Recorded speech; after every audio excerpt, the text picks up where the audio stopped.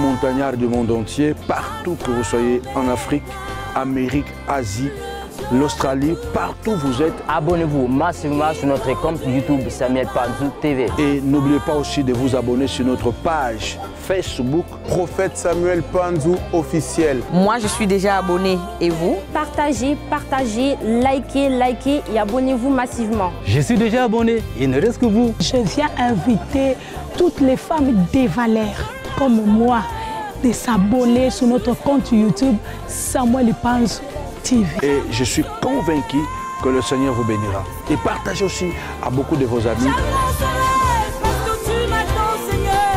La bénédiction de Dieu ne veut pas se limiter seulement sur le plan spirituel. Nous avons besoin de l'argent. Parce que sans l'argent, nous allons handicaper beaucoup de choses. Et pourquoi? C'est pourquoi j'avais dit que l'argent est tellement important que vous voyez que l'argent vous appauvrit. L'argent peut vous rendre pauvre. Vous allez dire, mais comment l'argent peut vous rendre pauvre? Oui, parce que ce sont ceux qui ont l'argent qui appauvrissent les autres. C'est avec l'argent qu'on nous appauvrit. L'argent peut aussi t'appauvrir toi-même quand tu possèdes de l'argent. Parce qu'il y a des gens qui ont pris l'argent les a appauvris. Pourquoi? Parce que l'argent, comme j'avais donné là-bas, l'argent te pose la question, que veux-tu faire avec moi? Que veux-tu faire pour m'avoir? Et quand tu as déjà l'argent, que peux-tu faire avec moi? Beaucoup de gens ont été rendus pauvres à cause de la richesse. Dès que tu as l'argent, tu as perdu la morale. Quand tu étais moyenne, tu étais bien. Dès que tu as l'argent, même la femme de ton frère, tu dragues. Parce que tu as l'argent. Donc l'argent peut aussi t'appauvrir. Quand tu n'avais pas l'argent, tu étais humble. Mais dès que tu as l'argent, tu deviens orgueilleux. Tu cries même sur ta maman parce que tu as l'argent. Donc l'argent, c'est quelque chose de très dangereux, mais quelque chose auquel on ne peut pas s'en passer. Tout ce que Dieu veut que nous puissions savoir, comment nous devons gérer l'argent. Quel rapport nous devons avoir avec l'argent. Mais l'argent est à la base de beaucoup de choses. Tant bien que mal. On ne peut pas prêcher un évangile totalement absent de l'argent. Cet évangile que nous avons appris. Cet évangile-là ne touchait pas l'argent. En fait, vous voyez, je ne parle pas vraiment de l'argent, je ne prêche pas vraiment l'argent. Mais heureusement, on a un message sur l'argent très équilibré. Dis avec moi, équilibré. Quelqu'un m'a dit, ça c'est comme si on est en train d'être réformaté. Parce que ce sont des nouvelles expressions, des nouveaux enseignements sur l'argent. Comment on peut parler sur l'argent pendant presque un mois? On ne fait pas d'appel de fonds. Qui va donner 1000? Qui va donner 500? Qui va donner? Parce que c'est ce dont vous êtes habitués. Alléluia. Mais ici, je suis là pour vous dire que ne vous donnez pas trop à l'argent, mais ne chassez pas non plus l'argent. Parce que sans l'argent, on ne pourra pas être heureux. Totalement heureux. C'est vrai, on dit que l'argent ne fait pas le bonheur. Imagine-toi la pauvreté. Alléluia. Moi, je connais la pauvreté. Je connais aussi les gens qui étaient plus pauvres que nous. La pauvreté n'est pas une bonne chose. Peut-être vous ne connaissez pas la pauvreté. Mais moi, je connais la pauvreté. Mais je connais aussi les gens qui étaient plus pauvres que nous. Donc la pauvreté, ce n'est pas une bonne chose. Je préfère être bien préparé spirituellement et de bien gérer l'argent, de maîtriser l'argent, de se servir de l'argent, mais que l'argent ne se sert pas de moi. Et lorsque nous sommes capables de se servir de l'argent pour de bonnes causes, moi je sais que c'est cette prière que Salomon a fait. Ne me donne ni beaucoup d'argent, mais il était sage. Hein? Il a aussi dit, ne me prive pas non plus. Il dit, je veux le juste milieu. Je veux l'équilibre. Ne me donne pas trop. Mais ne me prive pas non plus. Parce que si tu me donnes trop, je peux m'égarer. Si tu me prives aussi, je peux renier que tu existes. En fait, Salomon avait raison. Dieu l'a tellement donné qu'il s'est égaré. J'ai pensé que quelqu'un allait acclamer le Seigneur. J'ai pensé que quelqu'un allait acclamer le Seigneur. Ah ben oui. Salomon avait raison dans sa prière. Il a dit, Père, Seigneur, ne me donne pas beaucoup. Et Dieu lui a donné beaucoup. Et vous connaissez, il est mort apostat. S'il sera au ciel, ça c'est une affaire entre lui et Dieu. Hein? Parce que Salomon est mort apostat. Donc vous comprenez que l'argent est un mystère. Mais un mystère auquel on ne peut pas se séparer. Je connais la pauvreté, je connais comment dormir sans manger. Je connais comment avoir besoin d'un pantalon et ne pas pouvoir l'acheter. Aujourd'hui, je connais aussi ce petit moyen que j'ai de pouvoir m'acheter sans pantalon, sans penser. Donner aussi aux autres. Je préfère cet état d'aujourd'hui que l'état du passé. Ah, je vous assure, je ne vais pas retourner là, non, non, non, non. Je préfère cet état où je suis aujourd'hui, où je peux acheter ce que je veux, hein, selon mes moyens. Je peux aussi aider les autres. Que d'être dans la condition de Lazare. Il est parti au ciel, mais trop malheureux. Où il est incapable de se nourrir, il est aussi incapable de nourrir les autres. Parce que beaucoup de chrétiens prennent l'exemple de Lazare. Moi, pardon, j'ai mes enfants, je ne vais pas être comme Lazare. Je crois que Lazare était célibataire. Parce que si toi tu es marié, tu as des enfants, et tu vas demander le miette de ta voisin, tu es un sorcier. Ne dis pas qu'on est spirituel. En tout cas, la Bible dit cherchez d'abord le royaume. Non, cherchez le royaume. Ça, c'était le message de base. Cherchez le royaume, c'est dans Matthieu chapitre 5 et chapitre 6. Mais quand vous arrivez au chapitre 24-25, là-bas, Jésus commence à dire allez travailler et déposer l'argent à la banque, il faut qu'il y ait des intérêts avec des banquiers. Le langage a changé. Ce n'est plus le même message parce qu'un enfant, on lui donne quoi? On lui donne du lait. Mais quand il grandit, on lui donne quoi? On lui donne du foufou et de la viande. La nourriture solide. En fait, beaucoup d'entre nous, nous sommes restés avec l'évangile de base de Jésus. Quand il a commencé son ministère, en disant, cherchez d'abord le royaume et sa justice, le reste vous sera donné. Ne vous inquiétez pas du lendemain, car le lendemain, Dieu prend soin. Ne vous inquiétez pas de ce que vous allez manger demain. Dieu sait ce que vous allez manger demain. Regarde les oiseaux. Ils ne sèment ni ne moissonnent. Ils n'amassent même pas. Mais Dieu s'occupe. Personne aujourd'hui ne peut vivre comme un oiseau. Oh, je parle à quelqu'un? Oh, est-ce que quelqu'un m'écoute? Ça, c'était le message de base. C'était la fondation. Tu ne peux pas vivre comme un oiseau, ne pas savoir ce que tu vas manger demain. Tu dois aujourd'hui, parce qu'en fait, ce n'est pas aujourd'hui. Quand Jésus a continué son message, vers la fin, il commence à leur dire, vous voyez le message de l'oiseau là, ce n'est plus ça, ça c'est la base pour vous donner plus l'envie de connaître Dieu plutôt que le matériel. Maintenant que vous avez compris qui je suis, oh. Je ne voulais pas vous dire que l'argent est bien. Vous savez ce qui a déséquilibré l'évangile? Et que nous, il y a 30 ans passés, quand on a reçu l'évangile, nous avons reçu cet évangile que Jésus vraiment avait donné. On a commencé par cet évangile, aimer d'abord Dieu. Ne cherchez pas la richesse. Le royaume d'abord. Alors, l'évangile d'aujourd'hui, dès que tu arrives, on te dit que si tu es pauvre, tu es malheureux. Du coup, tu ne connais pas encore Christ. Jésus n'avait pas encore enseigné ces enseignements-là. Ces enseignements des intérêts, des banquiers. Il ne les a jamais enseignés tant qu'ils n'ont pas découvert qui il était. Jusqu'à ce que quand il a demandé au dire des hommes, qui suis-je moi, le fils de l'homme? Tu es ceci, tu es cela, tu es cela. Et Pierre dit, tu es le Christ, le fils de Dieu vivant. Comme vous avez compris maintenant, je change mon message. Je vais évoluer. Je ne change pas, mais je évolue dans mon message.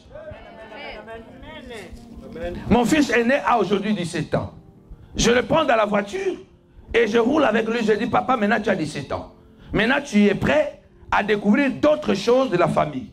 Regarde ça, regarde ça, regarde ça. Ça c'est à papa. Ça, c'est à toi. Il faut faire attention. Voilà ça. Parce que maintenant, il a 17 ans. Avant, je ne lui disais pas ça. Maintenant qu'il a 17 ans, il est devenu un homme. Alors, je lui dis, écoute, ça, c'est à nous. Ça, c'est à nous. Là-bas, c'est à nous. Là-bas, ce n'est pas à nous. Donc, tu dois comprendre. Donc, les messages changent. Mais avant, ce n'était pas ma préoccupation. Ce n'était pas la préoccupation de papa de dire que ici, on a 100 000. Tu vas dire à un enfant de 5 ans, on a 100 000. Il va faire quoi avec? Alléluia. Ce qu'il veut, c'est un jouet. Alors, l'argent aussi, c'est quelque chose auquel nous devons savoir que sans cela, nos enfants seront des prostituées. Ils risqueront d'être des bandits parce que si l'enfant continue à te demander, j'ai besoin d'un portable, et tu dois lui donner 6 mois pour lui donner le portable, et croise quelqu'un à l'école qui est capable de donner le portable en une fraction de seconde, tu es en train d'exposer ton fils. L'argent peut handicaper ta vie. Si tu n'as pas l'argent, peut bloquer aussi ton élévation. On est bloqué ici. Vous savez, le niveau de travail que je fais, c'est un travail pas facile. On est 2 fois par semaine. On n'a pas d'activité. Mais imaginez-vous qu'on avait des activités de lundi à lundi. On pouvait faire des retraites. On pouvait faire des jeûnes et prières ensemble. Vous savez l'impact qu'on pourrait avoir? Mais on ne l'a pas. Pourquoi? Parce qu'on ne va pas se dire, oh, non, parce qu'il n'y a pas de salle. Il y a des salles. Parce que si on a 1 million, on va demain, on va avoir là, la salle. Oh, je parle à quelqu'un. Est-ce que je suis en train de parler à quelqu'un? Vous comprenez que le manque d'argent est en train d'handicaper le même royaume que nous sommes censés porter. Le manque d'argent peut bloquer ton miracle. Si on avait 1,5 million, demain nous aurons la salle parce que l'argent, avec l'argent, il n'y a plus de barrières. Si tu as l'argent là, en une semaine, tu vas voir Macron. Ah. Si tu as l'argent, déjà l'argent, les gens qui ont l'argent, ils sentent les odeurs de l'argent. Ils sentent les odeurs. Si tu es milliardaire, tu atterris ici à Paris là. Après quelques heures, tous les millionnaires et les milliardaires savent qu'il y a un milliardaire qui atterrit là. Parce que les odeurs de l'argent, hein, c'est comme quand les mamans font le quoi ça pas les mikate, les ngolola, comment? Les poissons. Ouais, quand on fait les poissons, comment ça sent? Si tu as l'argent, tu vas croiser. Même Donald Trump, tu vas le croiser. L'argent va briser les frontières. Mais celle que le Seigneur veut que tu aies une base d'abord. Une base spirituelle. En fait, que l'argent ne te conditionne pas, mais que toi tu puisses conditionner l'argent. Le Seigneur ne veut pas que tu puisses servir l'argent, mais que l'argent puisse servir pour la cause du royaume. Et Jésus lui-même n'a jamais multiplié l'argent. Et tu ne seras jamais riche avec l'argent qui viendra du ciel. Tu seras riche avec les dollars, les euros, les francs. Cela veut dire que si tu veux devenir riche, la seule façon de le faire, c'est de travailler. C'est de travailler. Tu dois quitter le matin, va le matin, même quand il fait froid, sors. Va travailler, cherche l'argent. Parce que tu peux te mettre à prier, à prier, à prier, à prier. L'argent ne tombera pas. Je bénis le Seigneur, je ne sais pas si c'est vraiment ça. Parce qu'il y a des gens aujourd'hui, quand ils prient, l'argent sort dans la poche. Bon, je ne sais pas parce qu'il y a de l'argent qui sont enterrés. Hein, parce que chaque argent a un code. Chaque note, hein, chaque billet a un numéro. Alors si moi je prie et que l'argent sort dans ta poche là, cet argent doit venir de quelque part. Parce que le Saint-Esprit peut prendre ça quelque part. Parce qu'il y a beaucoup d'argent qui est éparpillé. Hein, où les gens même ne savent pas. Je crois que le Saint-Esprit va récupérer pour ne pas dire que c'est faux. Peut-être le Saint-Esprit va récupérer ces sommes d'argent qui sont cachées, qui ne savent pas qui à qui. Il va prendre cet argent. Parce que si l'argent qui est dans ta poche, qui tombe dans ta poche là, vient d'une banque, la banque doit faire un déficit. Amen. Oh. Amen. Si tu avais 1000 euros dans la poche, et après tu te rends compte que tu as 800, tu vas dire que j'ai perdu l'argent.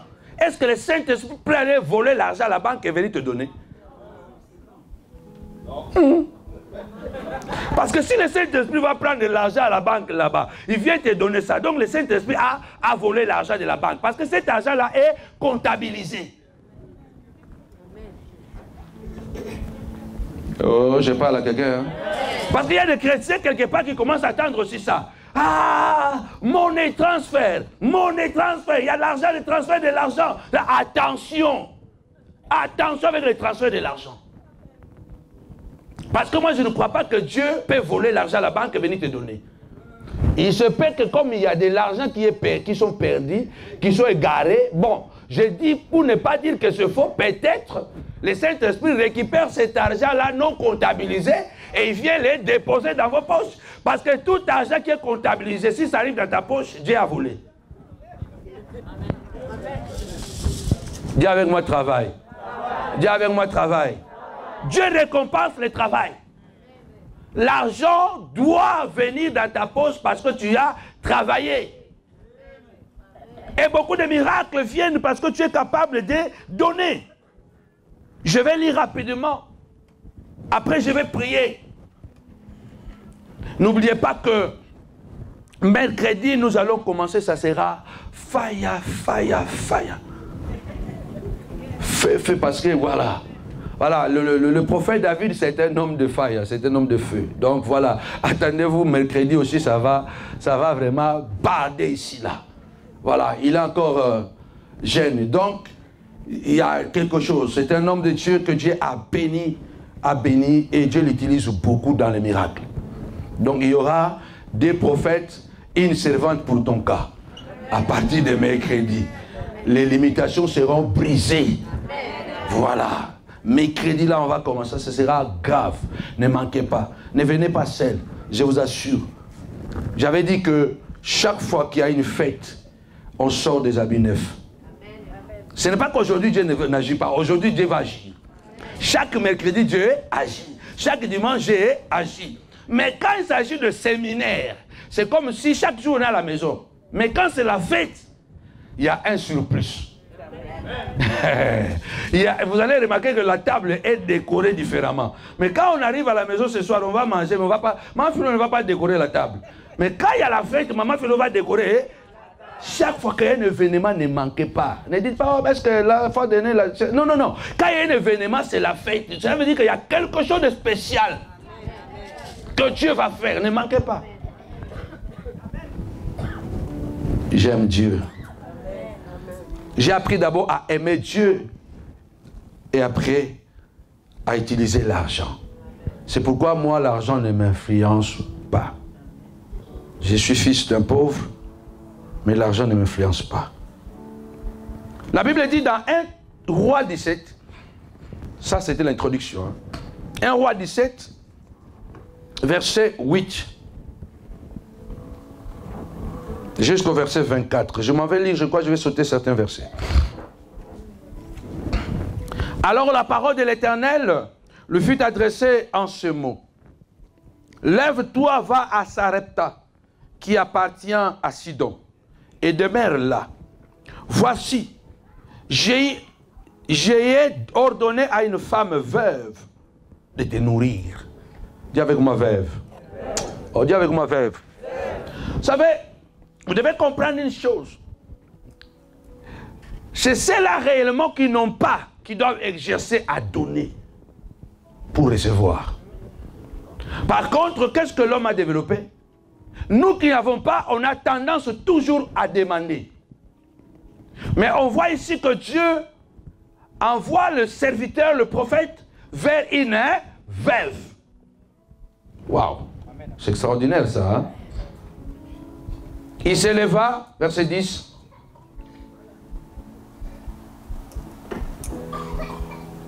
Il alla à Sarepta comme il arrivait à l'entrée de la ville. Voici, il y avait là une femme veuve qui ramassait du bois. Il l'appela et dit, va me chercher, je t'ai pris un peu d'eau dans un vase, afin que je boive. Et elle alla en chercher.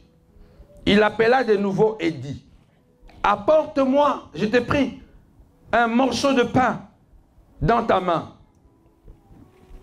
Et elle répondit, l'Éternel ton Dieu est vivant. Je n'ai rien de cuit et je n'ai qu'une poignée de farine dans un pot, un peu d'huile dans une criche. Et voici, je ramasse 2 morceaux de bois, puis je rentrerai et je préparerai cela pour moi, pour mon fils, et nous mangerons, après quoi nous mourrons. Élie lui dit, ne crains point, rentre, fais comme tu as dit, seulement prépare-moi d'abord avec cela un petit gâteau, et tu me l'apporteras. Tu en feras ensuite pour toi et pour ton fils. Dis avec moi, donne d'abord. Ah, dis avec moi, donne d'abord. La Bible dit, au verset 14, car ainsi parle l'Éternel, le Dieu d'Israël, la farine qui est dans le pot ne manquera point, et l'huile qui est dans la cruche ne diminuera point, jusqu'au jour où l'Éternel fera tomber de la pluie sur la face du sol. Elle alla et elle fit selon la parole d'Élie. Et pendant longtemps, elle eut de quoi manger. Et elle et sa famille, aussi bien qu'Élie. La farine qui était dans le pot ne manqua point. Et l'huile qui était dans la cruche ne diminua point. Selon la parole que l'Éternel avait prononcée par Élie. Après ces choses, le fils de la femme, maîtresse de la maison, devint malade et sa maladie fut violente, qu'il ne resta plus en lui de respiration. Cette femme dit alors à Élie, qu'y a-t-il entre moi et toi, homme de Dieu? Es-tu venu chez moi rappeler le souvenir de mon iniquité et pour faire mourir mon fils? Il lui répondit, donne-moi ton fils. Et il le prit du sein de la femme, le monta dans la chambre haute où il demeurait et le coucha sur son lit. Puis il invoqua l'Éternel Dieu. L'Éternel mon Dieu, est-ce que tu affligerais au point de faire mourir son fils, même cette veuve chez qui j'ai été reçu comme un hôte? Voilà, la prière de Élie est conditionnée par l'action de cette femme. Waouh! Ne jouez pas avec les données. Même quand tu es pauvre, prépare-toi à donner. Prépare-toi à donner, parce que celui qui donne est maître de celui qui reçoit. Nous devons enlever dans notre mentalité l'esprit de CAF.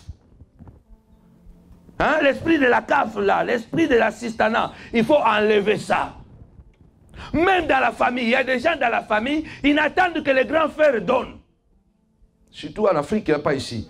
Si toi aussi tu es là-dedans, attention.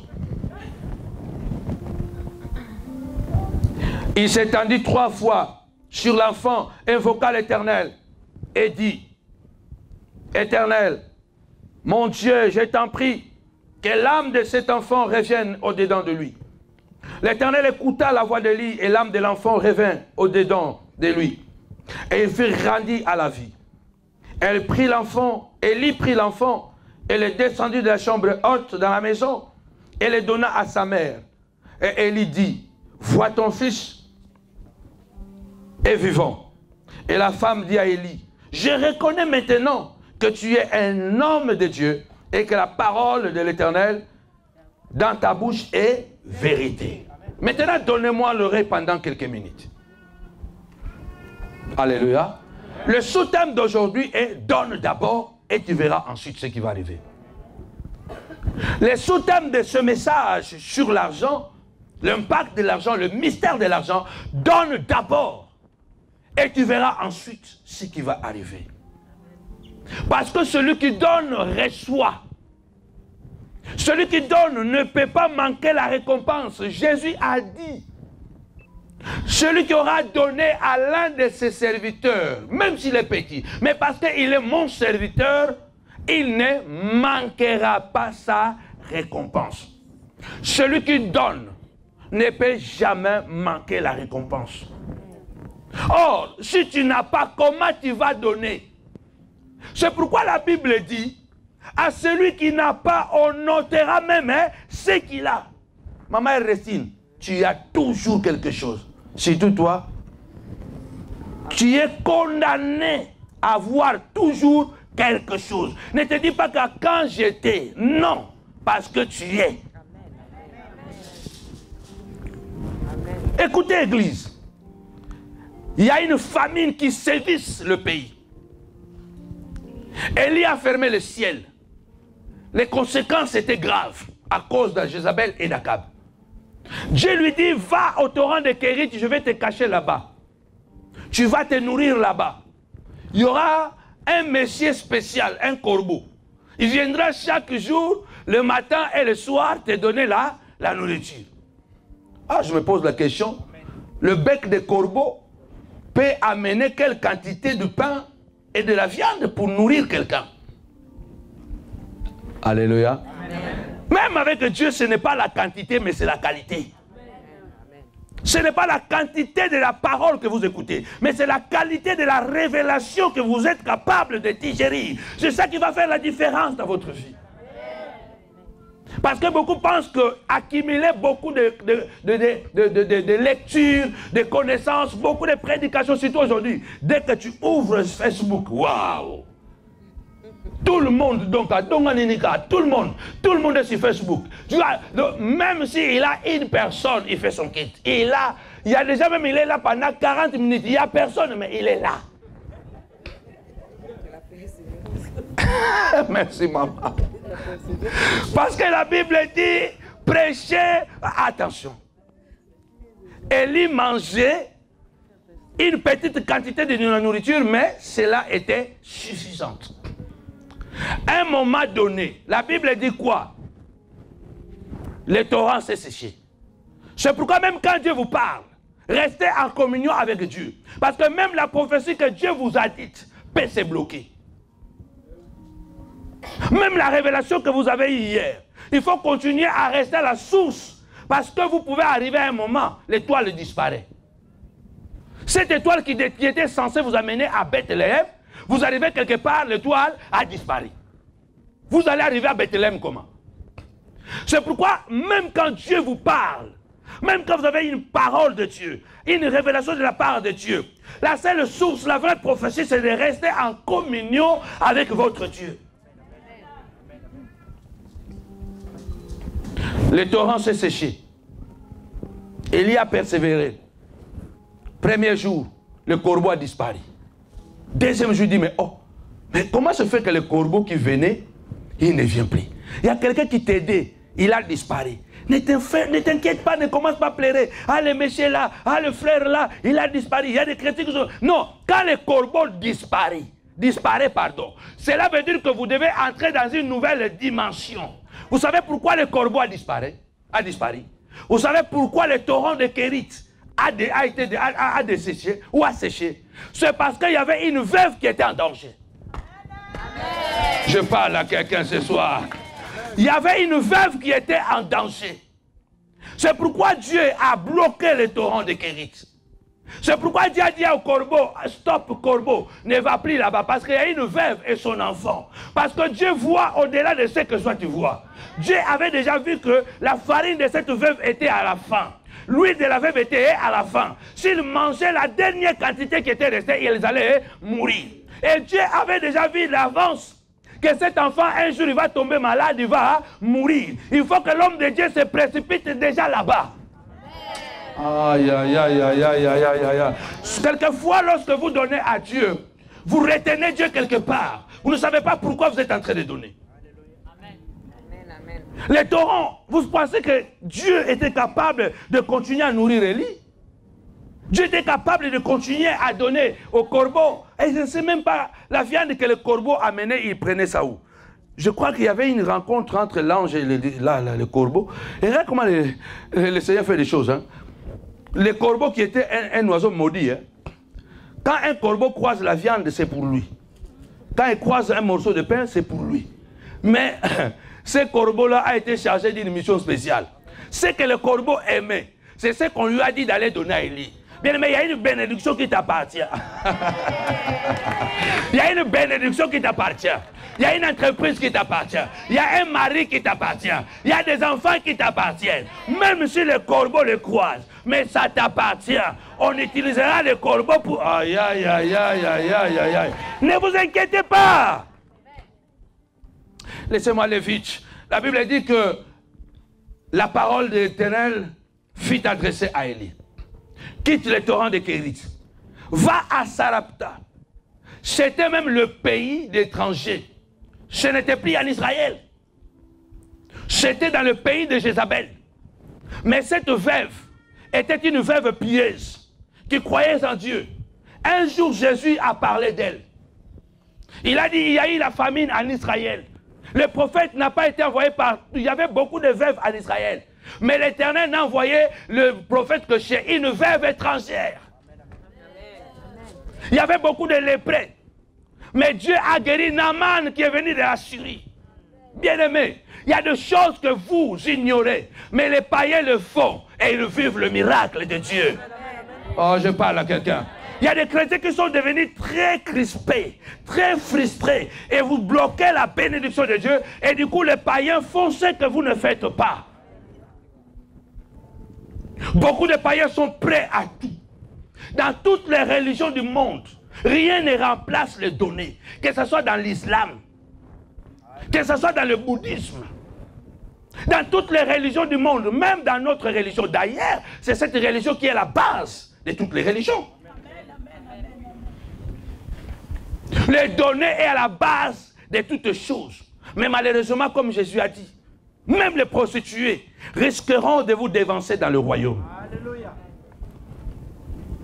Vous verrez, n'est-ce pas, les prostituées assis avec Abraham aux tables du roi, et vous, le fils de la maison, vous serez jetés dehors. C'est ça le message de Christ. Cette veuve était une veuve piège. Elle y entend la voix de Dieu. Va dans cette ville de Sarepta. Il y a une veuve que j'ai préparée là-bas pour te nourrir. Dieu est compliqué, hein? Mais Dieu n'a rien dit directement à la veuve. C'est comme si Dieu met Élie en danger. Et quand Élie arrive comme ça, à l'entrée de la ville, il croise la veuve. Le Seigneur lui dit, c'est elle. Élie dit, ah non, Dieu l'a déjà préparé. Non, non, non, non, non.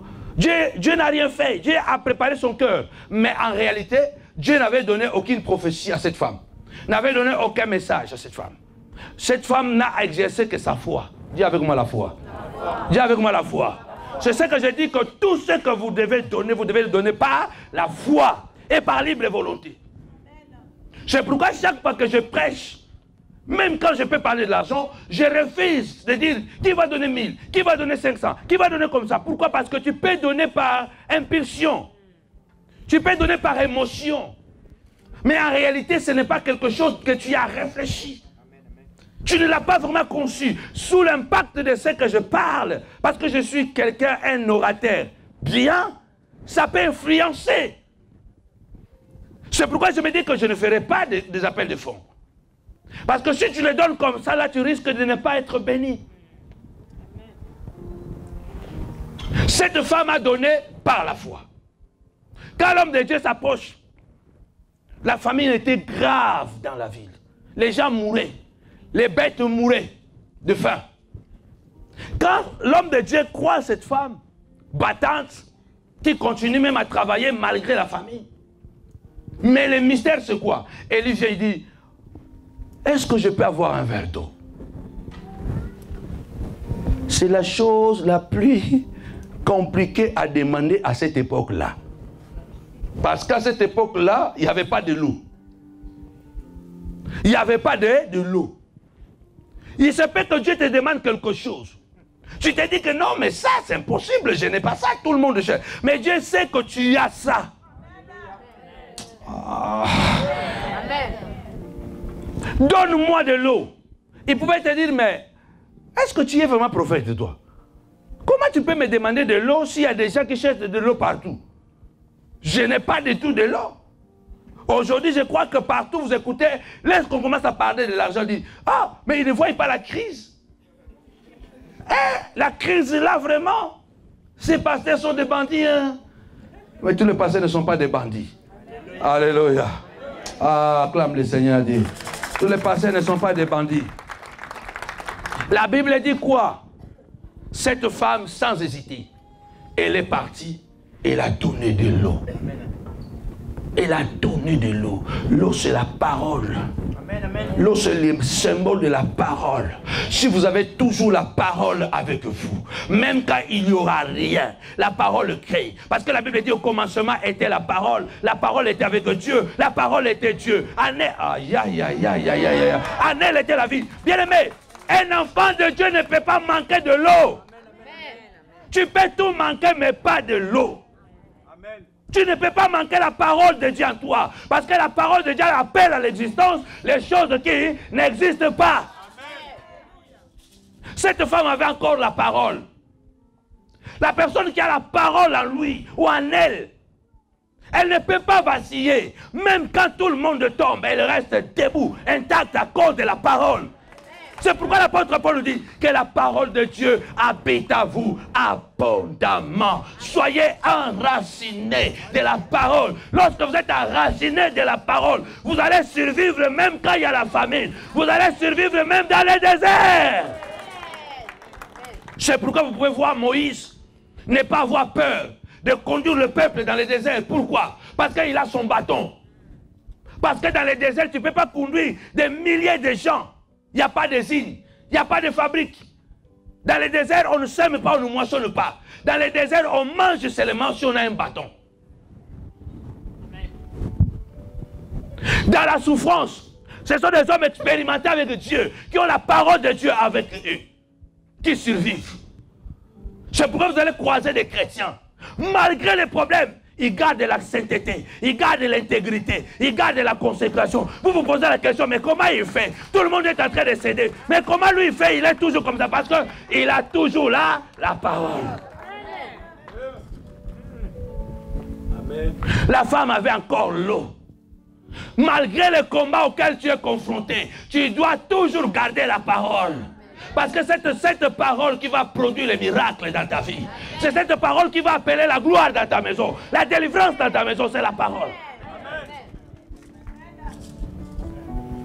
Quand il donne de l'eau à boire, Élie le dit, bon maintenant, passons à autre chose. Donne-moi maintenant, fais-moi un peu de gâteau. Ah! En tout cas, ce prophète est mystique. Hein? D'abord, il me demande de l'eau qui est rare. Maintenant, il me demande la farine. Alors, pour ton information, toi, l'homme de Dieu, normalement, tu t'es trompé. Parce que Dieu ne peut pas t'envoyer chez moi. Il y a des riches ici qui gardent encore des bidons, des tonneaux, de l'eau. Ils ont des réservoirs. Comment Dieu va se mettre à envoyer vers moi? Quelquefois, tu te poses la question, est-ce que Dieu me demande vraiment de faire ça? Est-ce que Dieu ne voit pas mon grand frère? Est-ce que Dieu ne voit pas mon voisin? Dieu ne voit pas que mon grand frère est prospère plus que moi? Dieu ne voit pas que ma soeur est plus intelligente que moi? Mais Dieu dit, c'est toi qui dois le faire. Parce que je suis en train de prévoir quelque chose qui doit arriver. C'est pourquoi je vais t'utiliser pour que tu sois un sujet de gloire et de témoignage. C'est toi, papa. Amen. Prêche, papa, prêche. Ne te pose pas la question. Il y avait des riches. Il y avait aussi des veuves. Mais même Jésus a confirmé l'histoire de la veuve de Sarepta. La veuve lui dit, mais pour ton information, je t'ai donné de l'eau, c'est déjà grave. Mais ce que tu demandes là, j'en ai pris. J'ai une petite poignée de farine. D'ailleurs, j'ai déjà fait mon testament. On va mourir, moi et mon fils. Parce que dès qu'on va manger ça là, c'est la dernière partie. C'est les derniers morceaux. Alléluia. Alléluia. Je prie ce soir que les derniers morceaux soient la source, soit la bénédiction, soit la bénédiction. Que les derniers morceaux soient le début. Là où on a dit que c'est fini, Dieu va commencer avec toi. Là où on a dit que c'est fini. La femme avait dit, c'est les derniers morceaux, je vais manger, je vais mourir. Dieu dit, ne mange pas d'abord ça. Va. Fais-moi d'abord. C'est là notre sous-thème. Donne d'abord et tu verras la suite. Donne d'abord. Le pouvoir de donner. Cette femme, elle était veuve, mais elle était une veuve organisée. Être prospère, c'est aussi question d'organisation. Regarde comment tu manges l'argent. Tu n'as pas beaucoup, tu fais le shopping du 1er au 30. Il y a des choses que tu achètes que tu ne mets même pas. Tu achètes tous les jours des habits qui ne te servent pas. Dieu n'est pas un Dieu de gaspillage. Ah, je parle à quelqu'un. Jésus a dit, ramassez ce qui reste, que rien ne se perd. Combien de choses tu te perds? Tu es capable de dépenser 500, 300, 400 € par mois pour des choses inutiles, mais tu as du mal à donner la dîme. Et quand on prend ta dîme, ça devient, ah, il ne voit pas mon salaire. Mais quand tu vois les dépenses que tu fais là,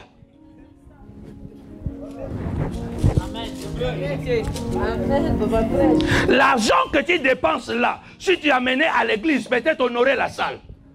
On pourrait prêcher l'évangile calme, sans regarder la montre et commencer à courir avec la prédication. Là, on est devenus des experts en prédication vite, rapide. Pourquoi? Parce qu'on n'a pas beaucoup d'argent. Si on avait l'argent, on n'allait pas courir avec des révélations. On pouvait rester ici et gêner, prier et s'occuper de ton problème comme il est fort. Cette femme veuve n'était pas riche, mais elle était une femme bien organisée. Je crois que son mari était mort. Et elle n'avait pas vraiment peut-être une bonne vie. Mais elle était organisée. Dans peu qu'elle recevait, elle avait une maison et elle avait une chambre haute. Toi-même, tu as chambre-salon. Tu vas loger le prophète où? Toi-même, tu n'as même pas un salon, tu n'as même pas une chambre. Tu es dans un studio. Tu vas loger le prophète où? Tu vois que si tu n'as pas la chambre haute, tu vas loger le prophète où? Donc tu dois voir quelque chose de plus. Tu dois avoir une maison qui peut recevoir les prophètes. Cette femme était organisée. Si tu es tout le temps pauvre, pauvre, pauvre, pauvre, tu es tout le temps pauvre et limité, il y a des bénédictions que tu vas rater, non parce que Dieu ne veut pas les donner, mais parce que tu n'es pas organisé. Avec le peu que tu as, tu peux bien organiser ta vie. Et les gens se posent la question, se disent, mais ils gagnent combien? Ma soeur, je gagne 1500. Non, non, non, non, non. Moi, je gagne 3000, je galère. Toi, avec 1500, tu es toujours belle, toujours calme, toujours comme ça, parce que c'est question d'organisation. Que rien ne se perd. Il faut savoir économiser. Ne mangez pas tout à la fois. Il faut savoir économiser. Cette femme avait économisé, malgré la famine qui était dans la ville. Mais elle mangeait doucement, doucement. Elle pouvait tout manger, faire la fête. Il y a des gens qui disent, oh, tout ça la fête, on va mourir, on va fêter. Toi qui t'as dit tu vas mourir demain? Il y a des gens qui ont des histoires. Voilà. Ils se mettent dans ta tête, dans la tête. Oh, on va tous mourir, hein? Il faut danser, il faut profiter de la vie. C'est la vie qui est, c'est la mort qui va profiter de toi. Tu ne sais même pas quand est-ce que tu vas mourir. Alléluia. Amen. Tu dois être prospère. La prospérité, ce n'est pas des millions, des milliards, non. La prospérité, c'est l'équilibre. Oh, je parle à quelqu'un. La prospérité, c'est l'équilibre. Beaucoup pensent que la prospérité, c'est de belles vestes, de belles chaussures, toujours ciragées, hein, bien coiffées, bien rasées, bien parfumées. Ce n'est pas ça. Il y a des gens qui sont très bien coiffés, très bien parfumés. Va voir là où ils dorment.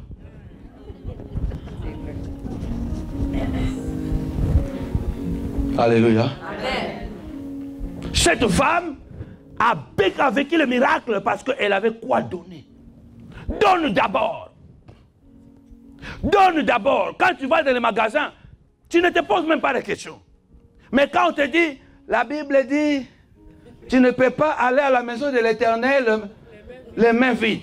Oh, les chrétiens aussi. Quel évangile ça? Donc maintenant, si on n'a pas l'argent, on ne va pas aller à l'église. Non, ce n'est pas ça, c'est ce que la Bible veut dire. Hein? Non. On ne dit pas que si tu n'as pas l'argent, ne viens pas à l'église. Mais on te dit que tu ne peux pas venir à l'église hein, la main vide. Mais on ne dit pas que tu ne peux pas venir à l'église. Non. Qu'est-ce que cela veut dire? Parce que la Bible dit à celui qui n'a pas, on notera même hein, ce qu'il a.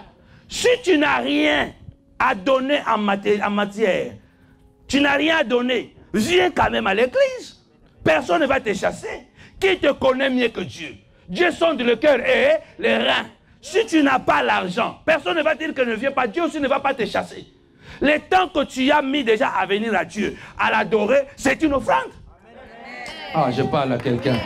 La Bible dit quoi? Offrez vos corps hein, à Dieu, Romains 12:1. Offrez vos corps à Dieu comme un sacrifice vivant, saint et agréable, ce qui serait de votre part et qu'il est raisonnable. Tu n'as pas l'argent, je viendrai à la maison de l'Éternel, mon adoration, ça sera mon offrande. Ah là là là là. Ma louange, ça sera mon offrande.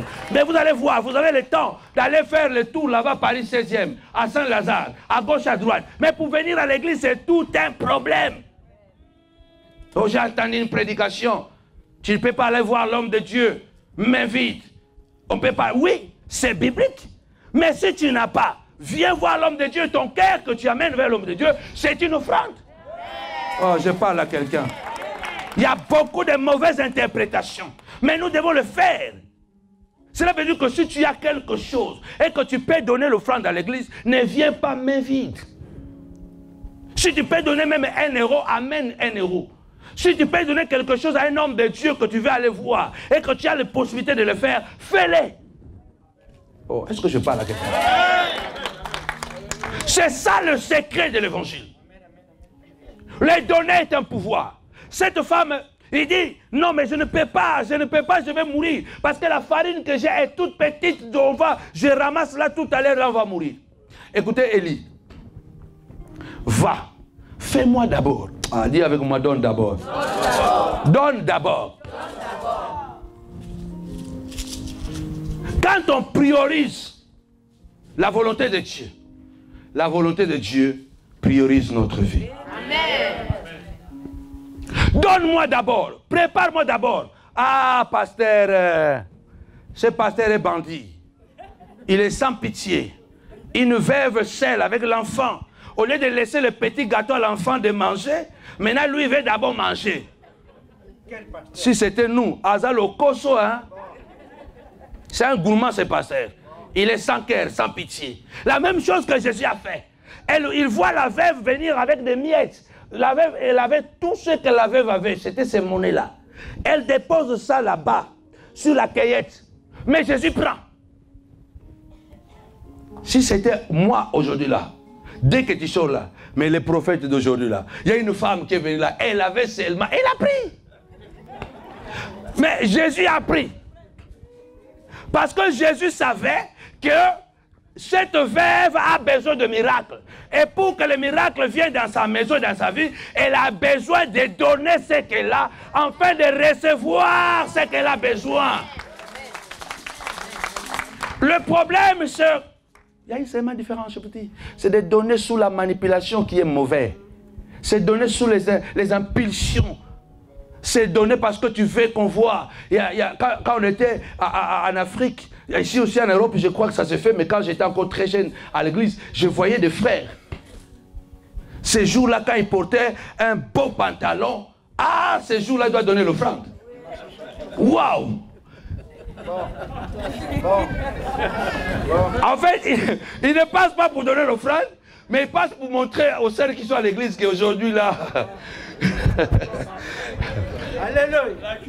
Ça, c'est une mauvaise manière de donner l'offrande. Comme j'avais déjà dit. C'est pourquoi à la montagne, la prière, l'offrande se donne dans les enveloppes. Pas quelque chose.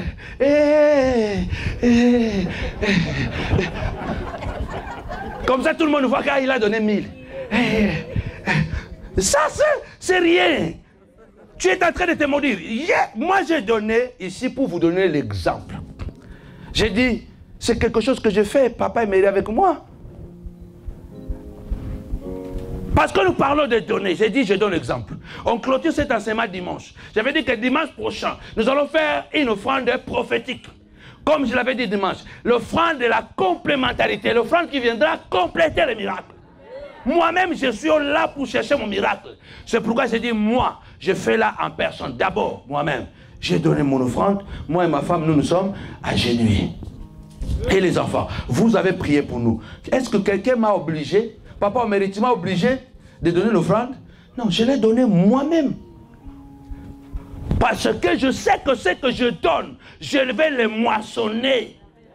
Je donne parce que j'ai besoin de la prospérité, j'ai besoin de miracles, j'ai besoin que mon ministère continue à aller de l'avant, j'ai besoin de beaucoup de choses, alors je continuerai à donner. Chaque fois que j'ai l'occasion de le faire, je le ferai. Amen. Alléluia. Amen. Je vous avais raconté si, avant de prendre l'église à Milan, j'avais 19 500 en banque. Je n'avais pas demandé à l'église. Je pouvais prendre cet argent-là et faire ce que je voulais, mon argent. J'ai pris plus de 15 000 euros. Je suis allé donner, on appelle ça quoi? La garantie. La garantie, l'agence, j'ai donné. Il m'est resté 4 500 banques. J'arrive à l'église, j'ai dit, on a la salle, tout le monde. Gloire au Seigneur. Il y a même des gens qui ont pleuré d'émotion. Mais parce qu'il y a quelqu'un qui a donné. Et le samedi, on arrive là-bas pour nettoyer la salle. Il voit 500 mètres carrés vides. Oh. Mais la salle, c'est ça. Mais avec la crise en Italie, là, comment on va faire? Le dimanche qui a suivi, moitié de l'église est partie. On a dépensé plus de 250 000 sans passer par la banque. Sans passer par la banque. Je n'ai pas de dettes. J'aime pas les dettes non plus. Et pourtant, j'avais dépassé 19 500. Parce que j'ai atterri là-bas avec 4 500. J'ai commencé à dépenser. Et Dieu a donné l'argent pour faire tous les travaux. Vous ne pouvez pas donner parce qu'on vous oblige de donner. Vous devez donner parce que vous avez saisi la révélation. Et quand vous saisissez la révélation, bien aimé, vous pouvez ne pas avoir des millions. Mais vous allez vivre ce que David dit dans Psaume 23. L'Éternel est mon berger. Je ne manquerai de rien. Il me fait reposer dans des verts pâtirages. Il restaure mon âme. Bien aimé dans le Seigneur, je ne manque pas. Ah, non, non, non, non, non. Ma femme le sait, elle dit, le jour où on va manquer 100 euros. Non, Dieu m'a oublié. Parce qu'avec tout ce que j'ai déjà donné, et je continue à donner à Dieu, jamais mes enfants vont manquer quelque chose. On peut manquer de Ferrari, mais on ne peut pas manquer la voiture. Ah, je parle à quelqu'un. Je peux ne pas voir la Ferrari, mais la voiture. Parce que selon tes moyens, même quand tu as Panda, c'est une voiture. Quelqu'un dit Panda vraiment. Mais c'est après Panda, tu peux aller vers d'autres voitures. Parce que la Bible dit, voici mon serviteur. Il prospérera, ensuite il fera quoi? Il montera, il s'élèvera. Beaucoup veulent la voie de Ferrari directement. Commence par la Panda.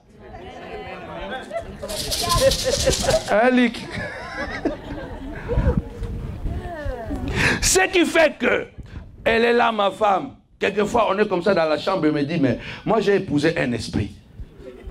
Parce que notre vie, je ne la comprends pas. Tu es comment? Tu es qui? 18 ans qu'elle est avec moi. Quelquefois, elle me dit, moi, je ne te comprends pas. Notre vie, c'est un mystère. Ma femme me respecte beaucoup aussi parce que quand elle me regarde, elle dit, mais non. Moi, je ne te comprends pas. J'ai épousé un esprit, quoi. Parce que la vie que nous menons, c'est une vie étrange. Comment on peut vivre comment nous vivons? Mais apparemment, il n'y a rien autour de nous. Mais on est toujours bien. On est toujours bien. Mais ma femme, c'est ça qui le trouble. Donc, si je dis, voilà, mamie, on va acheter ça, on va le faire. Alléluia. Amen. Si je dis à ma femme, on va voyager, on va dépenser autant, on va le faire. Je me rappelle une fois, je devais partir en Angola, il y avait trop de problèmes. L'église avait des problèmes, des difficultés. Et puis j'ai dit, moi, mamie, je vais partir à Luanda. Je pars à Luanda parce qu'on a des biens là-bas, donc je dois partir là-bas pour aller chercher un peu de récupérer un peu de sous, et puis je vais revenir. Mais comment je vais faire? On n'a pas l'argent. 2 jours après, j'avais 1,50 € dans mon portable. 1,50 € de crédit. Cela ne veut pas dire que je n'avais plus l'argent. J'avais l'argent, mais l'argent était de l'autre côté de la Manche, en Afrique. Il faut que j'aille là-bas récupérer. Maintenant, là, sur place, je n'ai pas l'argent. Ce n'est pas comme tu penses que non, il n'y avait rien, non. Mais maintenant, il n'y a pas de transport. J'avais 1,50 € dans mon portable. Je vois un appel, et l'appel qui vient, donc c'est moi qui dois payer. Mais quand quelqu'un t'appelle, c'est toi qui dois payer. Heureusement, l'esprit de la richesse. L'esprit de la richesse. Vous n'avez même pas raisonné pourquoi je donne ça. L'esprit de la richesse. J'ai regardé ma femme, j'ai dit, ah, il n'y a pas l'argent ici, mais il y a quelqu'un qui appelle. Je réponds, allô? Oui, papa. Bonjour, j'ai dit bonjour, comment ça va? C'est une maman au bout du fil. Il dit, ben papa, est-ce que c'est possible de concevoir vers 14 heures? Tu me récupères quelque part parce que je devrais quand même te montrer quelque chose. J'ai dit, ah bon, ça va. J'ai dit, bon, pas de problème. Je serai là-bas à 14 heures. J'avais l'essence, je crois, c'était déjà vers...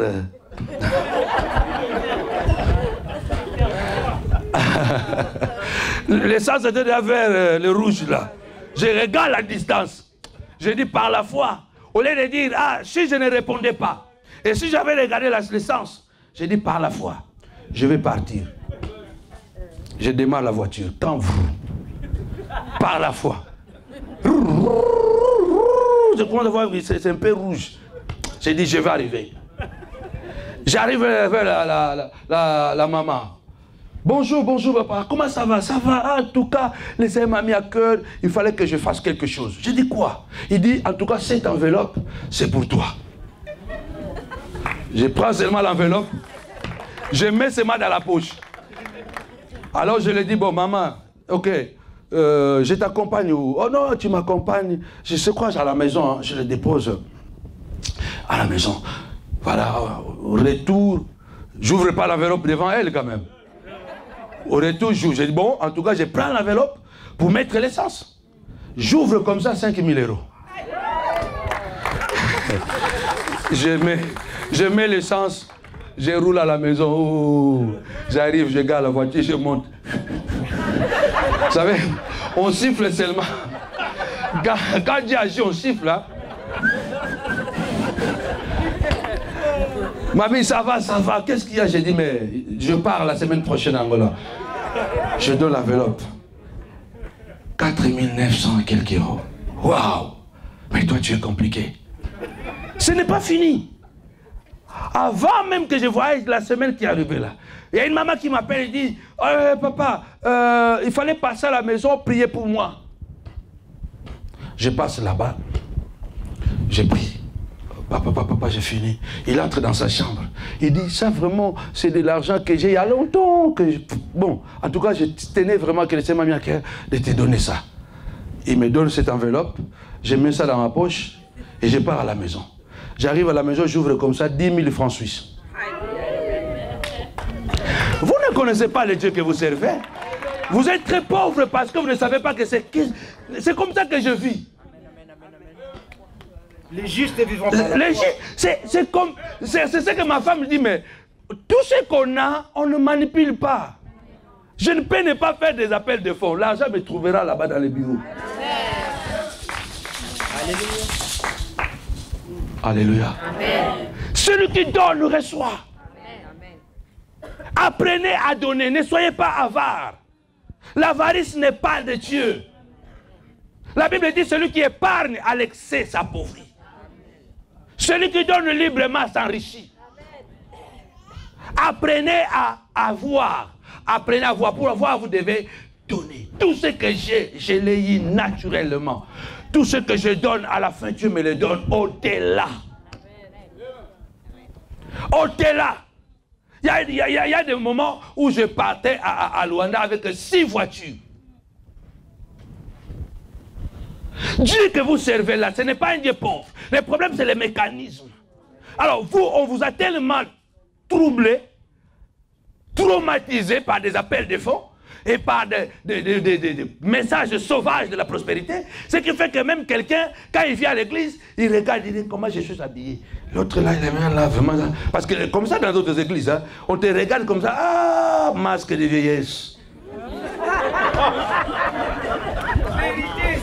On te regarde comme ça, là, il regarde dans la chaussure, il dit, ça là. Et pourtant, il y a quelqu'un qui peut... Mon frère, moi je suis né j'ai grandi dans un pays communiste. Chez nous en Angola, c'est aujourd'hui que ça a changé, papa. Ah bon, oui. En Angola, en Angola, tu vois quelqu'un babouche, mais il a 1 million à la maison. Oui, oui. En Angola, c'est comme ça que c'est aujourd'hui là le capitalisme a tout bougé là-bas en Angola. En Angola, c'était, tu vois quelqu'un comme ça là, en babouche comme ça là, il a 1 500 000 $ à la maison, mais il est calme, il a des biens partout. Il est fort à commerce. En plus. C'est seulement nous là. Dès que tu prends 10 000, waouh! Dès que tu prends 10 000, waouh, donc, personne ne peut plus parler. Donc, 10 000, 10 000. Un jour on était à Champigny, j'ai dit, bon, je vais prier. Est-ce qu'il y a quelqu'un qui n'a jamais eu 5 000 € comme ça à main? J'étais surpris de voir beaucoup de gens étaient debout. Hein? Beaucoup de gens étaient debout. J'ai dit, non, vous mentez ou quoi? Non, on dit, moi, je n'ai jamais eu dans ma vie 5 000 € comme ça là. C'est grave ça. C'est grave. Alléluia. Parce qu'à un certain âge, en tout cas, il faut qu'il y ait quelque chose. Ou soit tu es mal organisé. Parce que celui qui travaille doit savoir économiser. Doit savoir épargner. Je n'ai pas tout dit, je dirais ça dans les livres parce que Maman Chantal m'a suggéré qu'on doit de toutes les façons faire. Je vais vous montrer que la meilleure façon de prospérer, c'est savoir aussi économiser. Si vous n'êtes pas capable d'épargner l'argent, vous ne pouvez jamais prospérer. On ne mange pas tout, vous risquez de manger même la semence. Et quand il y aura la famine? Manger bénéfice, garder la capitale. Ah. Non, ici on mange et les bénéfices et les capitales. Écoutez, là où je vais clôturer pour prier pour toi. Cette femme était capable de recevoir un prophète chez elle parce qu'elle avait quoi donner. Et la farine n'a jamais manqué. L'huile n'a jamais manqué. Elle a mangé pendant toute la période de famine. Et un jour, son fils est tombé malade. Et il est mort. Mais si cette femme n'avait pas une chambre haute, et que le prophète dort de l'autre côté de la ville, l'enfant devait mourir. Tu dois toujours avoir pour donner. Amen. Votre offrande peut garder Dieu chez vous. Parce que garder le prophète chez toi, c'est garder Dieu chez toi. Alléluia. C'est parce que cette femme a donné, elle a gardé. Même la Syramite. L'enfant est ressuscité, pourquoi? Parce qu'il avait gardé le prophète dans sa maison. Il y avait une chambre et un lit où il pouvait déposer l'enfant qui était mort. Ton offrande peut garder Dieu. Quand l'enfant est mort, Élie était à la maison. La femme a pleuré. Il dit, mais Dieu est venu me rappeler. Je crois que cette femme, dans le passé, il y avait des choses. Parce qu'écoutez sa prière. Il dit, Dieu est venu rappeler le souvenir de mes iniquités. Cette femme, il se peut qu'elle avait une mauvaise vie. Elle avait commis des péchés dans le passé. Mais quoi? Dieu l'avait pardonné à cause de sa foi. Et Dieu l'a envoyé un prophète. Maintenant, quand l'enfant est tombé malade, il dit, je crois à cause de mon péché là, que l'enfant est tombé malade parce qu'il y a un saint ici. Le prophète est descendu. Il a dit, donne-moi l'enfant. Il est monté. Écoutez la prière, je clôture. Éternel mon Dieu, est-ce que tu feras mourir cet enfant? L'enfant de cette femme qui m'a donné à manger. L'enfant de cette femme qui m'a logé pendant que tout le monde, Jézabel, la reine, Akab le roi cherche à me tuer, mais cette femme m'a logé. Est-ce que tu peux tuer, permettre la mort de cet enfant? Il y avait une garantie dans la prière d'Élie, à cause de l'offrande. Ne méprisez pas les données, mais donnez par la foi et par l'amour. Parce que la Bible dit, Dieu donne, Dieu aime celui qui donne avec joie. L'enfant est ressuscité. Amen. Ah, dis avec moi résurrection. Dis avec moi résurrection. Bien-aimé, ce soir, je vais dire à une personne avant que je prie. Prépare ton cœur à recevoir le miracle de Dieu. Apprends à donner. Ne donne pas parce que tu m'as entendu prêcher. Parce que je suis contre ces choses. Qui va donner 1000? Qui va donner 500? Qui va donner ça? Vous voyez même la manière dont nous payons la salle ici. Ni bruit, ni tambour. On n'est pas ici chaque jour vous dire, ah demain on va payer la salle. Ah demain on va payer comme ça. Ah demain on va payer comme ça. Non, ça a toujours été comme ça. Partout où j'ai fait le ministère. C'est dans le silence et dans le calme que vous serez fort. Il faut que les gens ils se posent des questions sur vous. Et comment ils font? Ils sont toujours bien. Comment ils font? Je vais tout le temps. Il y a même des gens, donne les enveloppes, maman. Il y a même des gens qui pensent que voilà, on va donner les offrandes, après on va prier. Prépare une très bonne offrande. Mais ce n'est pas cette offrande prophétique que vous allez donner dimanche. Je vais prier avec l'onction d'huile. Il y a des gens qui veulent, on les dit, voilà, quand tu dis, ah, tu vois maman Véro, maman Ariette, tu vois là-bas, tu dis, maman Ariette, Mikolo, Pindatozanambongote, c'est temps, on n'a pas l'argent, on souffre. Ne dis pas ces choses.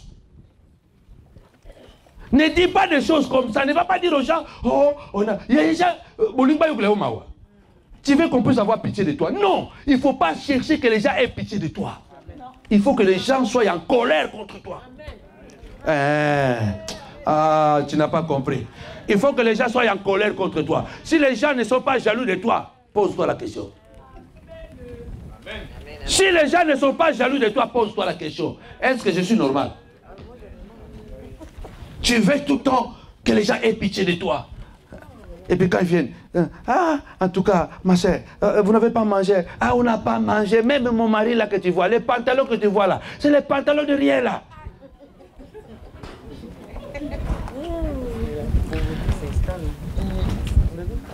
Il y a des gens qui sont riches, mais qui sont pauvres mentalement. Moi, je suis né... Mon père n'était pas trop pauvre. Il était assez bien. Mais après, son ami a causé des problèmes. Waouh, on est tombé dans une pauvreté. Aïe, aïe, aïe. Mais il m'a légué une chose. Avoir toujours la tête haute. Alléluia. Alléluia. Ma mère a conditionné mon caractère. Mais mon père m'a donné le goût d'être bien. Tu as vu le live que j'ai fait en Suisse, où j'ai mon manteau là. J'ai le col soulevé comme ça là. Ma femme est là. Mon père est terrible. À 74 ans, presque 75 ans, il n'a pas perdu son goût. Hein. Hier, avant-hier, il m'appelle, il dit, papa, ah mais papa, mais tu vois la vidéo là? Mon père est terrible. Il dit, quand tu vas venir là, tu vois la vidéo là, hein, tu vois l'habit que tu as fait là, ça doit arriver ici là. Non, mon père c'est comme ça, les habits que je porte là, parce que lui il était un couturier, il a gardé ça, il aime s'habiller, il aime être bien. J'ai rié, ma femme dit c'est quoi? J'ai dit mon père n'a pas changé, même à 74 ans. Il dit,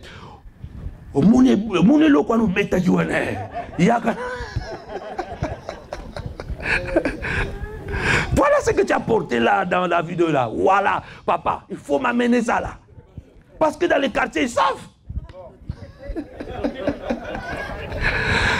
C'est quand même bien.